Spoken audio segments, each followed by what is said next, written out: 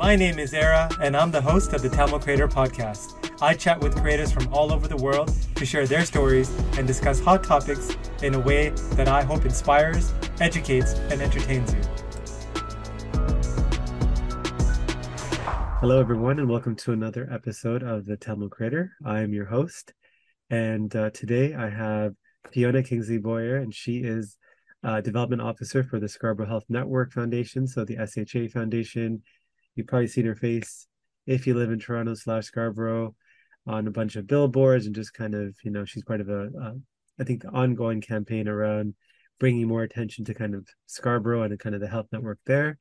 And she's also a stage 4 Hodgkin's lymphoma survivor who was diagnosed while she was 4 months pregnant. It's going to be a really interesting episode. I can feel it. So Fiona, thank you for jumping on. Thank you for having me. Yeah, Fiona, I know we know each other from the past and it's been a while since we connected. So I don't think I've ever asked you this. I guess we'll start at the beginning. So why don't we start with kind of your childhood and your formative teenage years and what that was like, and maybe even how that connects to kind of what you've been through as a cancer survivor and the work that you do as a development officer at SHN. Yeah, for sure. So I think I come from an immigrant family, just like a lot of us, that came here with not much. My parents immigrated here from Germany in the 80s. And so I've just seen them, make a lot for us out of nothing, seen them just, work really hard day and night. Actually, my dad's worked the night shift for about, I don't know, I want to say 28 years now. And my mom's worked, at her role in this factory for I think about 30 years. So I've just seen them work really hard to give us the life that I have today. And it's been really humbling. And like you mentioned, I grew up in Scarborough, so there's so much diversity. You see so many other kids that are also it's so relatable. You don't feel like there's any competition ever. Growing up, it's everyone's the same. We're all just trying to live, and make it. And everyone's an immigrant. And I feel like formative wise, I just, I was exposed to so many things growing up. I feel when I did have a diagnosis, such as you mentioned, the stage 4 Hodgkin's lymphoma, seeing that survivor mode from so many people around me, it kind of gave me that I can do it too. My parents left Sri Lanka, escaping the war, and they went to Germany, and they had to learn that language, and then they immigrated to Canada, and then they had to learn another language, and then they had to learn the way of life here. And then it's just that, finding that job that's going to provide for their family. And I feel like they showed me that kind of survivor mode. And that's in a lot of Scarborough, it's a spirit of Scarborough, that survivor mode, that really helped me when I was diagnosed, because I was my parents did all of this, I can do this sort of thing. And so what do you do as a development officer at SHN Foundation? So what I do, and the campaign, are two actually different things. I do support the campaign, absolutely. I work with the committees, and the donors, and the external partners and everything. But also in every day to day, I support the vice president, I support the special advisor to the CEO, and the director of major gifts. And their prospects and donors, and that sort of everyday things as well. I also, as you know, am involved with the Tamil Radiothon, which is an event, a signature event that we put on every year for the Tamil community, just to raise awareness of Scarborough Health Network in the community, and also recognize that we are using these hospitals, and it's our, parents and grandparents, and children that are being born in these hospitals. Got it. So the work you do with the SHA Foundation is completely separate from the work that you do with the Love Scarborough campaign? No. So the Love campaign actually is the foundation's campaign. But it's me being a part of the campaign actually was not my role or anything like that. That's what I mean.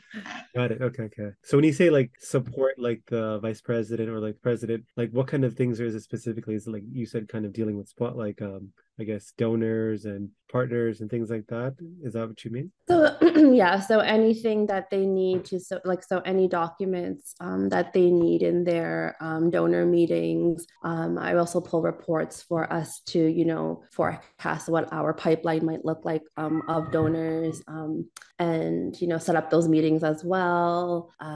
Any next steps that we may have with our donors, I help with those as well. Just a lot of things actually in our day to day that deals with donors and donations and stuff. Got it. So with the Love Scarborough campaign, I know it's part of the work, like part of the foundation's work. How did you specifically get involved in that and like maybe kind of expand more about the campaign? Like from what I understand, just kind of seeing the snippets and like some of the like I guess ads, it's really around Scarborough being the most diverse borough in like the boroughs that make up Toronto, but the least funded, most ignored, especially around kind of our health network. Is that it, or is there a bit more to it as well? No, you're absolutely right. You hit the nail on the head. So the Love Scarborough campaign is really an open letter to the rest of Toronto to raise awareness for the Scarborough hospitals and let them know that there's excellent things happening here in the hospitals. And we're making do with what we have, but we really need so much more support for infrastructure and just everything in general. From, we operate in some of the oldest ORs. We have some of the highest rates of diabetes. Our patients, the nephrology floor at the general works 24-hour shifts. Just things that before I worked in the foundation, I didn't even think of that I know now, and it's it just shows the need and how excellent our doctors are, because we're dealing with all of this need and we're just making do without any support. And like you said, so we are the most diverse borough, but we get less than 1% of government funding. Like I said, it really is like the heart of Scarborough to survive, and that just is shown by the excellence of our physicians and our nurses. And I think that's what's also being highlighted by the campaign as well. As much as we're saying, we're the most diverse borough. We're the most underfunded. It's also, look at us, look at all that we're doing with all of this underfunding still happening and everything. I didn't realize it was 1%. That's pretty crazy considering how many people live there. I know, and a lot of people don't actually until they see the commercial and they're like, "Is that true?" And it's actually it's an accurate statistic. We are the least funded in all of Toronto. So has the campaign worked in terms of like what you guys wanted to do? Like, has it caught the attention of the government or people that, make the decisions about funding? Like, are they reaching out and now trying to give more money to Scarborough, but not just saying, like, paying lip service? That are there actually like new like results now with more funding? Absolutely. Of our $100 million campaign goal, we've reached more than half of it. We've had an amazing gift from the FDC Foundation. They gave us $50 million, and that's the biggest donation that Scarborough has ever received in like the history, I think, of Scarborough. So that was like huge for us. And that was all through, the awareness that Love Scarborough raised. We also had $10 million as well. The donor's name is not coming to mind. I feel terrible right now. I think he was like North Pine. So North Pine a Foundation. trucking company, right? No, I don't think, and I'm not sure if they're trucking North Okay. Pine, but they're a foundation and they gave us 10 million. But there was also like a lot of other donors that came forward as well, because of the Love Scarborough campaign that they heard on the radio or on the TV, or whether they saw an ad in the bus station, or like in the Globe and Mail. They were really moved. We had a past CEO of TD who saw the ad in the Globe and Mail on the first day, and I think he donated $1 million. Wow. So it was really compelling. It asked the right questions. and it posed it in a way that really caused action. So I think we were really pleased with that the Love Scarborough campaign, but there's still work to do, as Yeah. you know.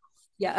Yeah, I don't So think yeah, sorry, I don't think North Pine was a trucking company, but I remember reading, I think it was like I think it was a Scarborough resident and his company was doing well and he saw the campaign and he actually donated like I forgot a big number as well. So yeah, and that's just it. We have so many people, Scarborough-based businesses coming in as well and supporting, because they're hearing about the Love Scarborough campaign and they just really want to get involved. And I think that's just showing, like, there's so much pride in our community as well. And this is like an excellent way of us coming together to like support each other. so you've been featured like prominently on like, I think you shared on your social media like in billboards and you were on TV recently on breakfast television talking about the campaign and you've got a chance to speak in front of like audiences outside of Scarborough and just large audiences in general. Like you said, your parents were immigrants, like a lot of our like parents, and you go from kind of survival mode and like struggling to kind of make ends meet to being on national TV, or I don't know if it's national, but a large audience to speak about your story, but also Scarborough. Must have been kind of surreal, or like what kind of feelings did you have being able to, do those things? This episode is sponsored by nobody. That's right, nobody. So if you could be kind enough to hit that subscribe button, that would mean a lot to me. No, exactly what you said. So surreal. Like I would never in my wildest dreams think that I would be at Yonge and Dundas Square ever in my life. Like my dad works at Yonge and Dundas for like ever. So even the fact that like that happened is it's still like I'm like I can't believe that happened. At the same time, I feel like getting diagnosed with cancer at like when I was 4 months pregnant was also super surreal. So there was like so many surreal things happening. Like I think it just goes to show that life can change so quickly, like in a day, in a week, in a month, whatever. But honestly, it brought me so much pride, like to be able to represent Scarborough on such a, not global, but big stage. Because I think for a long time, Scarborough has always had such a bad uh, rep in the media. Every time Scarborough is portrayed, it's like, oh, there was a gun shooting or someone, died, or it's always in like portrayed in the worst light in the media. And with the Love Scarborough campaign, we got to kind of like change that, and show, like now it's like everybody wants to be from Scarborough, because as Scarborough spots on Instagram, even they have like this big following, and like everyone's always like, oh, I lived in Scarborough during this time period, and I'm from Scarborough, and Scarborough is always going to be home. So I think that with the Love Scarborough campaign, we've kind of like really like garnered a lot of that pride. No, for sure, yeah. I remember growing up and like when I went downtown U of T and people always ask where I'm from, I would say Scarborough and then say Malvern. And I guess growing up there, you don't really like obviously you notice certain things, but I guess is this normal to you? Like everyone is like you? Yeah, right. Like everyone's from Scarborough. What are They're you like, talking about? yeah. Yeah. They're like, oh, like And you Malvern? get weird looks. I know. Yeah. At one point, I was working in Mississauga, and they were like, I remember I was like, I'm from Scarborough. And they're like, oh, do you wear like a bulletproof vest? And I was like, these are the jokes that we're getting. I was Um, like, oh, that's like, I mean, for me, it was just like home. Like I remember, walking to Malvern Mall or like, you don't think about it. You don't think yeah. about it twice, right? But I think that we're better for it though, I think that we're really better for it because like now we can go there and not even think twice. Like, Oh, for sure, yeah. yeah. Like my parents still live in Scarborough. Like when I visit, I'm Yeah, like, oh, this is home. exactly. Exactly. So yeah, you kind of hinted at like, the cancer. Typically when you think of cancer, you don't, I mean, obviously young people can get cancer, but it's, usually people that are older or like, certain other like related medical conditions. Like you don't think, I mean, I didn't like see you around at that time, so I didn't know, but like it's just for you to hear someone so young be diagnosed with not even like early cancer, it was like stage 4, which is quite advanced. How did you even find out that you had cancer? So I did the worst thing, which is like to self-diagnose. I went on like online and I was like, I have all these symptoms. I'm like, I've been pregnant before and I was never this itchy. Um, and then I noticed that I had bruises, like random bruises. And I also had a lump on my right here, lymph node. And so initially, like I was working for a doctor then actually, funnily enough. And I was like, I was listing the symptoms and like what they could be. And I was like, it says it could be a cold or I could have cancer. I'm like, do I have cancer? And he was like, you don't have cancer. And I was like, well, I mean, the doctor's telling me I don't have cancer, but I'm like, okay, fine. And then I think the itching got worse. And I went to the doctor, like my doctor, and she saw the lump on my right shoulder. And so this is my childhood doctor. I went to Dr. Go since I was, I don't know, I want to say like 4 or 5.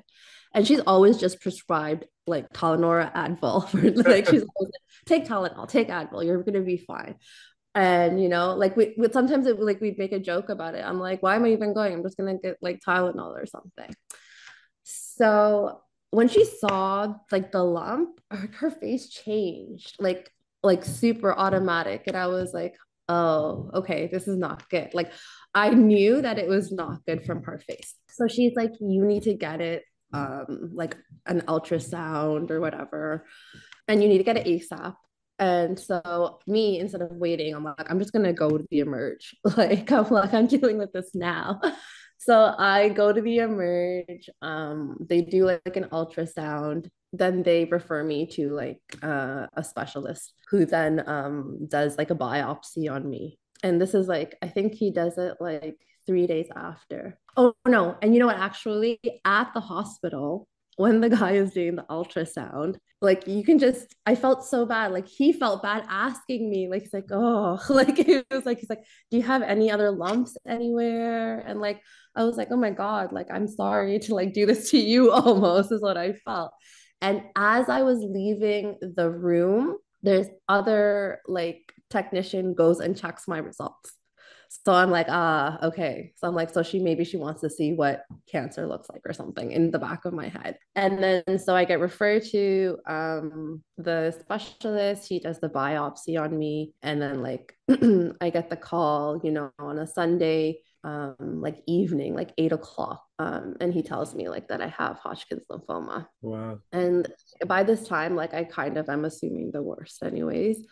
But obviously, like when it's confirmed, it's you don't feel any better. But I remember him telling me because we have to go in for the consult and stuff on Monday. And he was like, if you're going to have cancer, this is the best cancer to have. And, it's still curable. And I'm like, at that time, I'm like, what about my kid? I'm like, I'm pregnant, I have a baby. And so they actually work together, my obstetrician and my oncologist and the specialist, Dr. Chan, and they made sure like everything was okay. And then obviously 4 weeks prior to my due date, my daughter was induced because they were like, you need to start chemo. So I gave birth, and then 2 weeks later, I started chemo. Wow, that is crazy. It is so, yeah. Like when I say it now, I'm saying it like it's like whatever because I've said it so many times, but it's obviously super not whatever. It's almost like crazy to think about now that I even did it. But I think when you're put in those positions, like you think like as you're a dad now, you think of your kids, you think of your family, and you're like, no, I have to do whatever I can. So No, for sure. Like I obviously like I could never like I could never carry life in me, but like it's like you get this diagnosis where like obviously it's a highly curable cancer, but it's still cancer. it's still So a it's cancer, like so exactly. you could be like dying, and on the Yeah. other hand you're like bringing brand new life that you're looking forward to like meeting and spending time with it, but it's like you don't know how long you have. You It's exactly, like a exactly. weird position. Yeah. It's such a weird thing. And I think it really gets you thinking, like you said, just about everything. And honestly, for me, it really put into perspective what's important and what's not.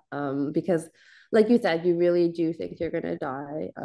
And another thing you're mentioning is like you never hear of a pregnant, 20 something year old getting diagnosed with cancer, especially when they're pregnant. Like I've never heard of that before me, to be honest with you. And when I was like researching it, it's like one in like, I don't know, like 25,000 or 8,000 or something crazy like that. And I'm like, of course I was the one. But, you know, Did you know that every time you left a 5 out of 5 review for this podcast, a Tamil parent lets their child pursue a career in the creative arts? Okay, that's probably not true, but if there's a chance that it is, do you really want to jinx it? Leave a review. Do it for the young creative in you. How did you feel? Like, I mean, I know it sounds like a dumb question, but why I'm asking is obviously, like, you obviously had like a very supportive, like, family and friends network to kind of support you, but you're the one with the diagnosis. So, like, how did you feel at that time? Like, obviously you felt supported, but was it, I'm imagining this, but like, if I got that news, even though like I have a good support system, it's still like, I feel like it would be like lonely to receive that because it's like everyone can help you the best they can, but like ultimately, it's but based on whatever you believe in, like, it's going to be up to you and whatever you believe in that will get you through it. So I don't know, like, does that make sense? I'm just like curious. no, I totally agree with you. I think it's super lonely. And I think that that's what you have to realize first is like, this is you. Like, like, no matter how much support you have, like, if you're dying, you're dying. Or like, if you do have time, then you have to work within that time of what you have. But it is super lonely. But I think you have to feel those feelings. You have to come to terms with those feelings. It's like, yeah, I might die. Like, but that's just what I've been given, or that's what I've been dealt. And either I can cry and I can just sit here and like think about like all the things, or I can do. And I think I took that route. I was like, I'm just gonna do, like, if I can get cured, then I'm gonna get cured. And like, whether that means 5 years, 10 years, 15 years, I don't care. But for now, if that gives me more time with my kids, like, that's all I care about. And that was my main thing, because I obviously, like you mentioned, I'm thinking, okay, I'm going to give birth and then I'm going to see this kid for 5 years and then I'm gone. All of these thoughts definitely crossed my mind. But like I said, like, I was just like, it doesn't matter how long, as long as I have time, because you don't realize how precious time is until you don't have it anymore. And that was like one of the biggest things I realized is time spent with those people that matter the most. What was it like going through treatment? Like, I mean, obviously you hear about people going through, like, you hear the word chemo all the time associated with Mhm. cancer, but it's like, from what I've read into, like, I haven't gone through the process, but it sounds horrible. Like, it sounds really tough. People just go through it, and like, obviously that's like the way they survive, but it sounds so hard. But maybe you can kind of tell us like what that was like. Like, how do you prepare for that? How did you feel after? How long did you feel like that? So for me, the thing was, I really wanted to start the chemo because they said it would relieve the itching that I was experiencing. And I was itching like 24/7. Like, I still have marks all over my body from like the itching I did to myself because I could not stop. It was like, honestly, I was like, I would rather die than deal with the itching. That was, I think, so crazy. The preparation for chemo, I didn't have much time to think about it. If you like, I gave birth, and then was like, my daughter was in the NICU for a week. So I was like, I'm more concerned about her being in the NICU than anything at this point. Like, I'm not even thinking about, I just gave birth or whatever. Like, I'm just like, my baby is in the NICU. I need to make sure that she's okay and she's nursed to like perfect, like, just how, whatever. Like, I still have guilt about those kind of things. So she was in there for like a week, and then we went home, and then like, yeah, exactly a week later, I went in and I got my PIC line, which is like how my chemo is administered, because some of the chemos, they irritate like the nerves and stuff, so you can't just have it regularly put in. Like, you just, like, some people need a PIC line, and for me, I needed a PIC line. So I got my PIC line inserted. So it's like a vein, it acts like a vein, and it goes into your heart on the same day that I started my chemo. So like, really, if you think about it, there's like no preparation for anything, right? I'm like, okay, I'm getting this PIC line and I'm getting my chemo the same day. And like you said, it's people just go through it, and then like they act like nothing ever happened. And it's crazy because it's such a wild time, that you're going through. They're pumping your body with all of these poisons, and then they're trying to rinse it out after. And then you're just like sitting there the whole time. And then, of course, you leave and you feel like shit because it's poison that, your body is dealing with. And then you still have to eat, so it's just, it's a really crazy time. And the thing with chemo is, um, as it goes on, you feel worse, and then you look worse too, which really sucks as a girl.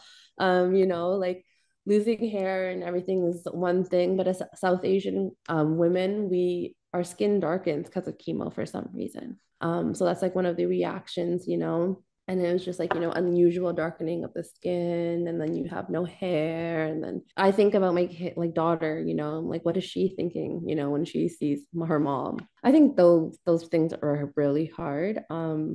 But at the same time, you're like, okay, this thing is healing me, so whatever it takes to get better. And then you also have, the thought that it's going to be done soon, or this much more rounds until it's finished, and I'm supposed to be better, basically. So that's what kept me going. How many rounds did you have to go through?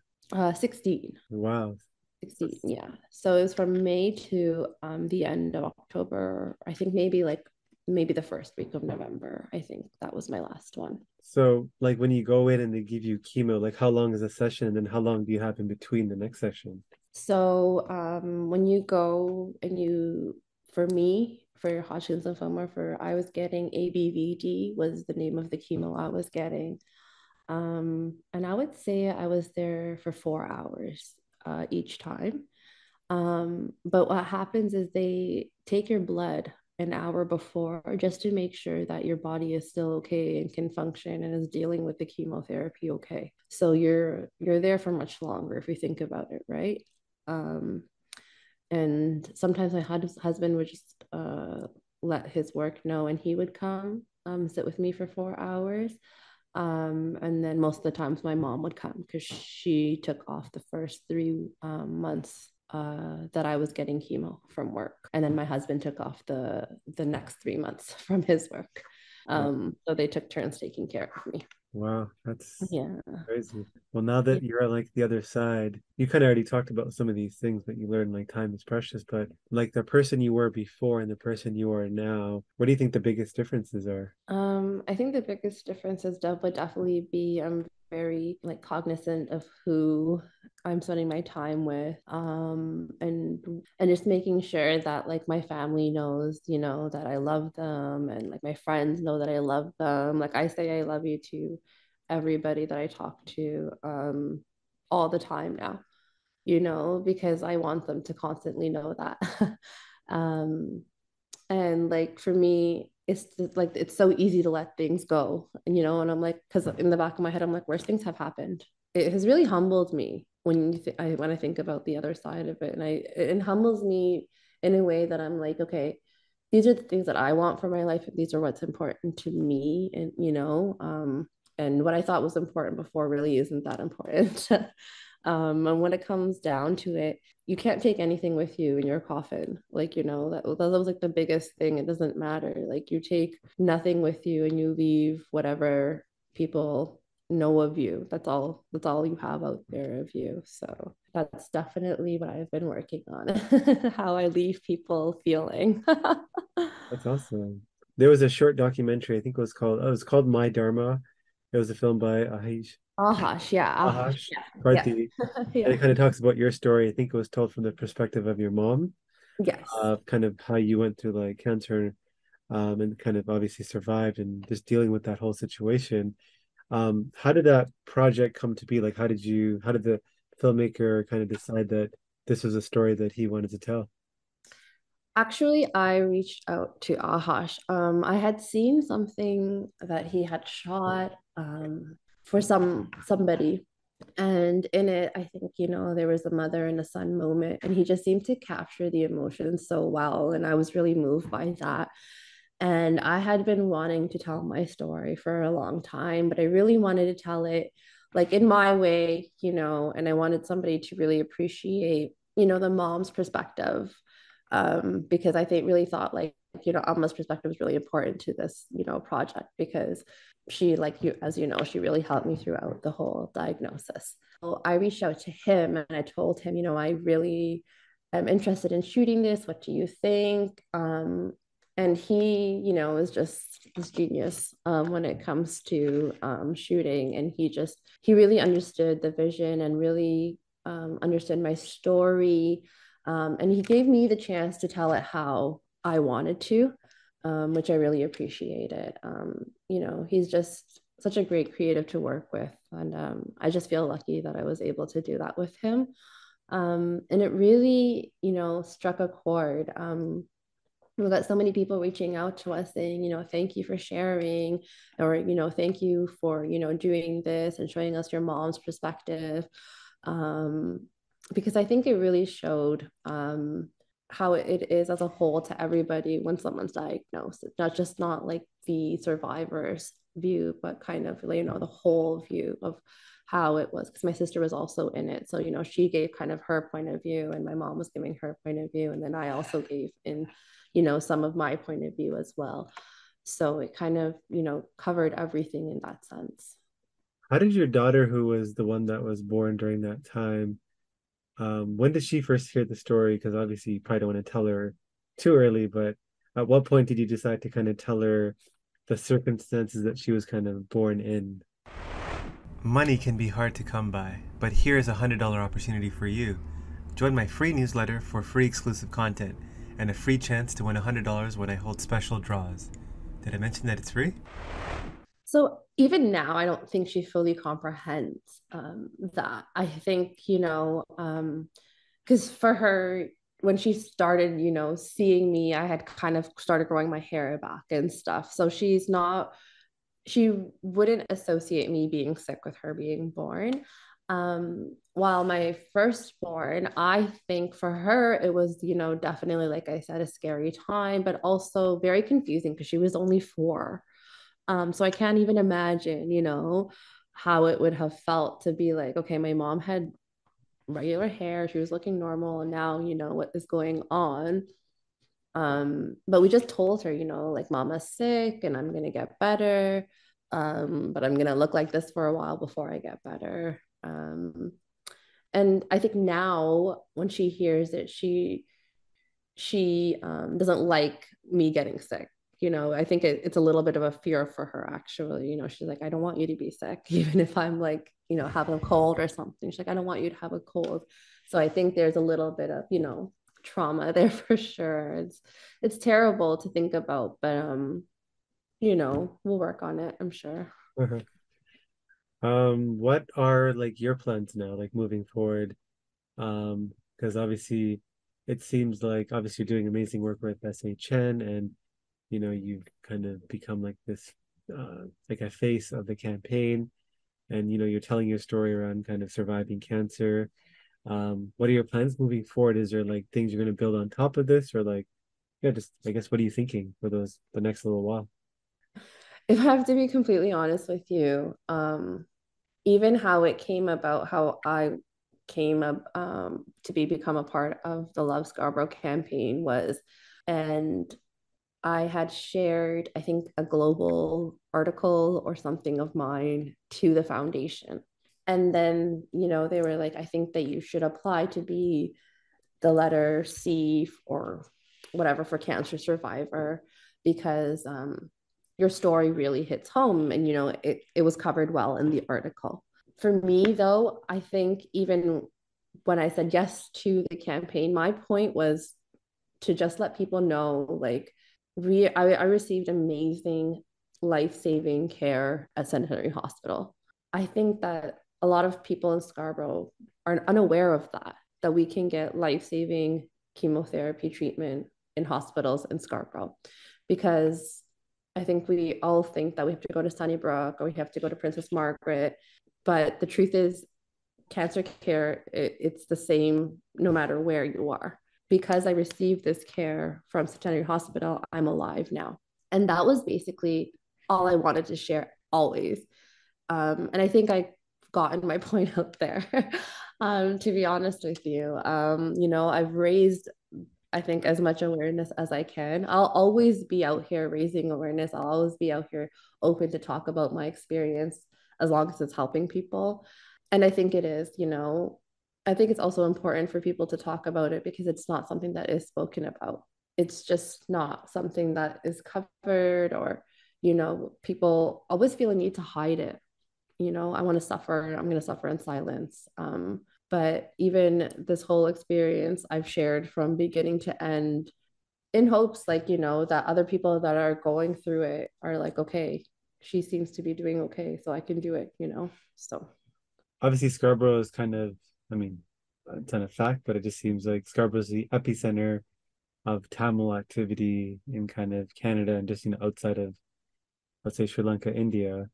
Um, and you grew up in that environment. So when you were kind of sharing your story and just in general now, how connected do you feel to your Tamil community, and what kind of support did you get from the community while sharing your story and just kind of in general? I would say I felt super, super supported by our community. It was an overwhelming response. I remember my first post on Instagram. I had so many people reaching out to me that I didn't even know they still had my number, or my contact. And they were leaving me voice messages crying. And I was like, oh, I didn't even know how to react. I was like, I was touched. I didn't know what response I was going to get initially, and it could have went either way, but honestly it was overwhelmingly supportive. There's so many Tamil women that reached out to me, um, that were like, just everything that they said was like, it kept me going. And that was like a huge part of my when I was going through chemotherapy. I would read these messages. If I was just sitting there for 4 hours, and I had posted something that day on Instagram, I would actually go and read these messages. And, it would actually make me feel so good and be like, yeah, I am a superwoman. Or, like, yeah, I am this person that they're saying that I am.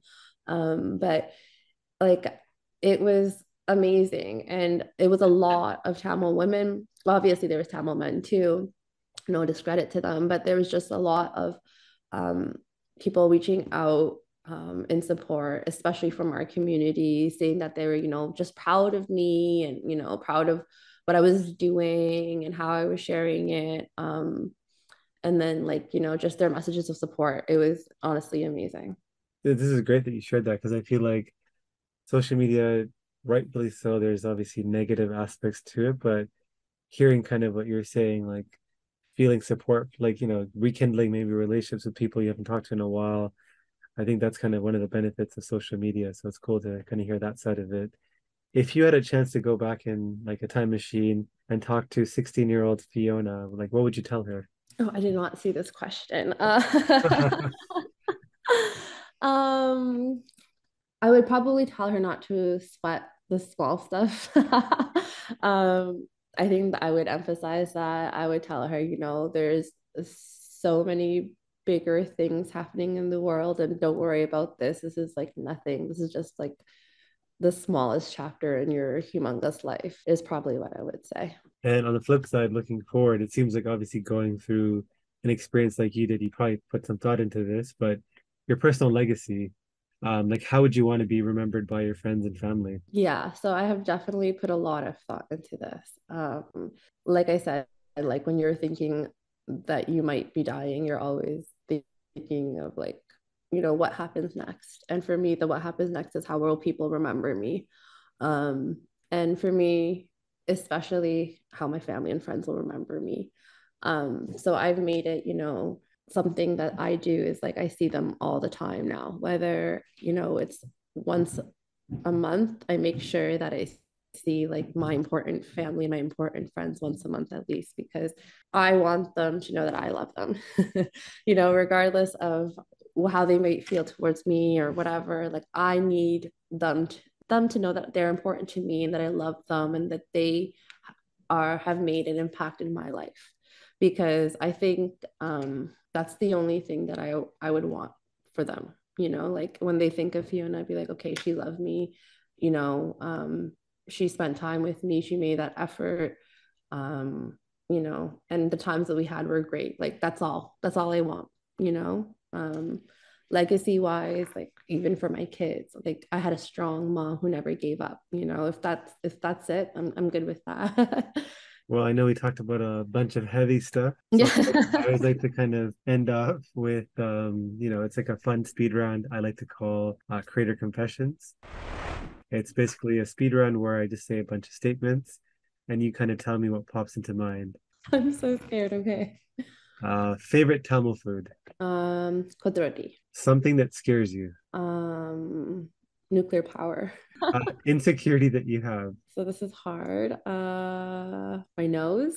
Favorite show that you're watching? You. A place you're itching to travel to? Uh, Thailand. A fellow Tamil creator you want to give a shout out to?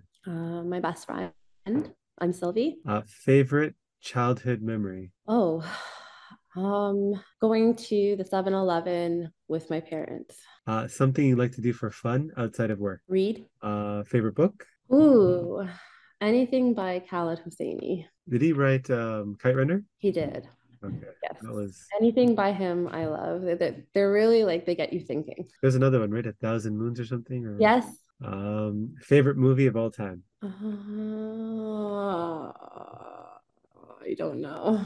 That one is hard. It could be Tamil or English. It would have to be like a Disney movie for sure. So many now that I love.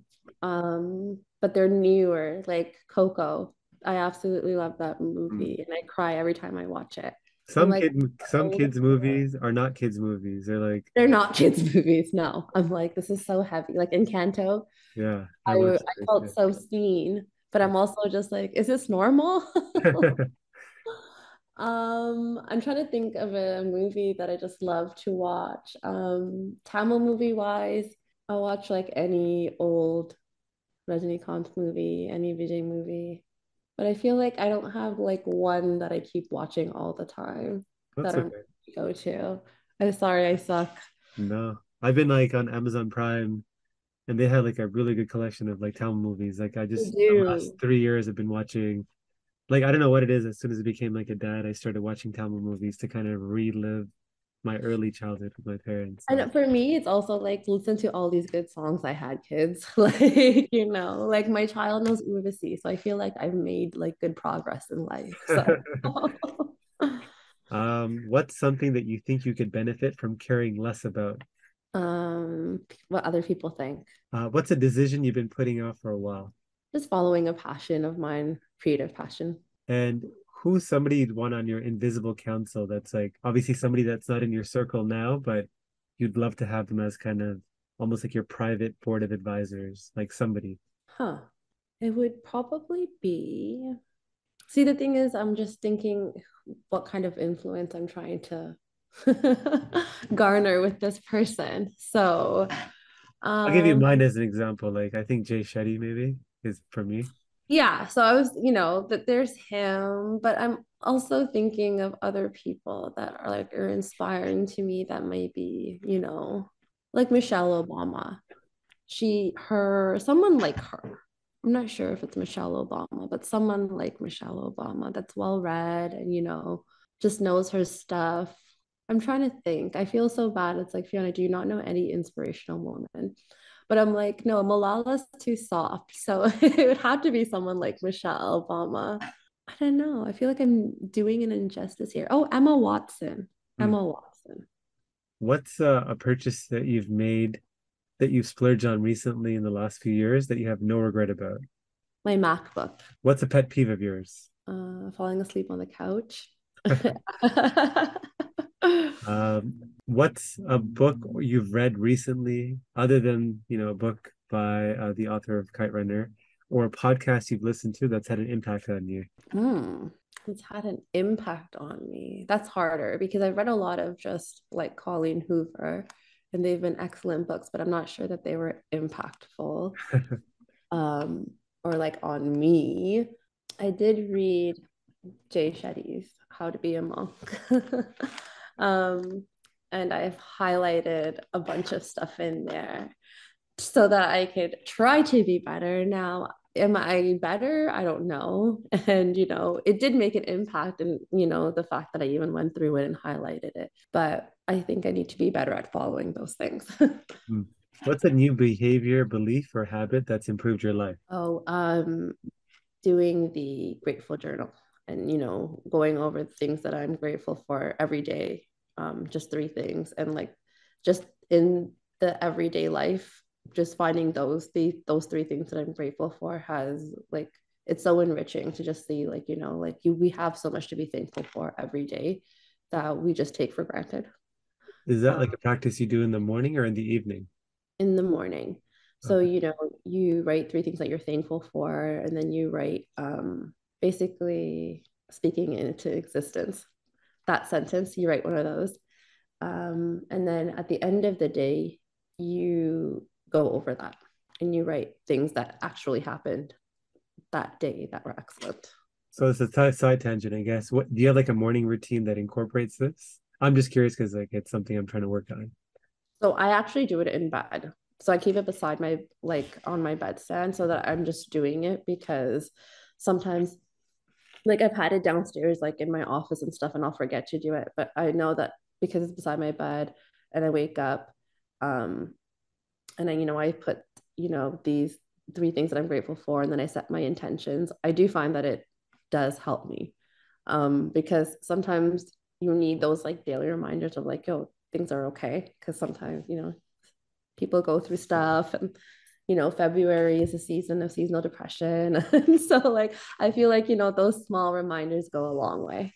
Do you have like a streak going of like how long you've been doing it? Like have you not missed a day or like are you like you No. So the thing is, I realized, so recently started doing it again in March. And the last time I did it was the end of January. So I did it for a month in January and then I forgot all about February. And then I was feeling down and then I started doing it in March again. So, you know, it does help with your mental. So, okay? And last question, what's a piece of advice that you would give to your fellow aspiring Tamil creators out there?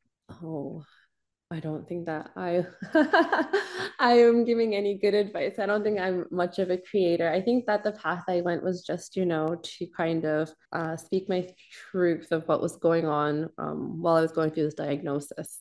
And I think that's basically how I got my following, to be honest with you. It was kind of like a very natural, organically. But I guess, I think a lot of the Tamil creators out there are doing really amazing. I don't think they need my advice. Everyone's doing amazing. They're all staying true to themselves. And they all, are telling everyone that they are Tamil and they're proud of it. So I would tell them to just, keep doing them and making our community proud. I would say don't underestimate what you've kind of done. I mean, it might not seem like much to you, but like your story is remarkable, and who knows? Like every time you tell the story, there's someone listening out there that maybe is going through something similar, and your Absolutely. words carry weight, right? Your story carries weight. Um, Absolutely. yeah, awesome. Well, thank you, Fiona, for jumping on. If someone's kind of listening to this today and they're inspired or like they just want to connect with you just to chat or pick your brain, what's the best way to reach out to you? They can actually email me. It's Fiona Kingsley 31 at gmail.com. I also have Instagram that they can DM me. But the thing with Instagram is I realized that some of these DMs go into like a secret like DM and then you don't see it for like 6 months. And I feel like such a jerk and I don't want to be that person really. So if you want to Instagram DM me, honestly, feel free to, but email me. And I think for the longest time, my email was wrong on Instagram. So I apologize to anybody that has previously reached out to me. I'm not mean. I will always get back to you. So if I have not, please email me and I will definitely get back to you. For sure, especially if it has to do with, cancer, Hodgkin's lymphoma, chemotherapy, please feel free to reach out. Awesome. Well, thank you, Fiona, for jumping on, sharing your story. For those of you listening, as always, appreciate you guys reaching out and just giving feedback. On to the next episode.